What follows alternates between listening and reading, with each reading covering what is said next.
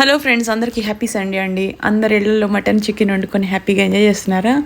మేము కూడా ఎంజాయ్ చేస్తున్నాము. సో ఇదంతా ఇప్పుడు మీకు ఏం చెప్పాలనుకుంటున్నానంటే ఈ వీడియోలో ఫ్రెండ్స్, ఇది మటన్ దమ్ బిర్యానీ. సో కేజీన్నర బాస్మతి రైస్కి కేజీన్నర మటన్ వేసి వండాను.